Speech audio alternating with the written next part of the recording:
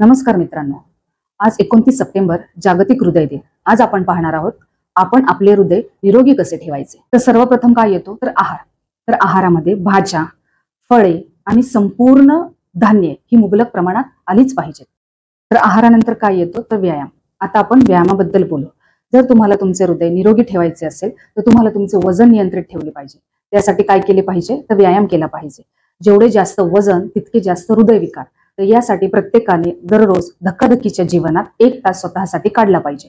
या 1 तासामध्ये तुम्ही व्यायाम करा, योगासने करा, ती हृदयासाठी खूप फायदेशीर ठरतात। तिसरा घटक म्हणजे रक्तातील साखरेचे प्रमाण नियंत्रित ठेवणे। यासाठी साखरेचे पेय म्हणजेच कोल्ड ड्रिंक्स तसेच प्रक्रियायुक्त डेझर्ट्स म्हणजे सर्व प्रकारचे गोड पदार्थ यांचा वापर कमीत कमी करावा किंवा शक्यतो टाळावा। तसेच ज्या व्यक्तींना मधुमेह आहे त्यांनी डॉक्टरांच्या सल्ल्याने वेळोवेळी आपल्या रक्तातील साखरेचे प्रमाण नियंत्रित ठेवणे फार गरजेचे आहे। तर या जागतिक हृदय दिनानिमित्त आपण संकल्प करू की आपण आपले आणि आपल्या परिवाराचे हृदय निरोगी ठेवू।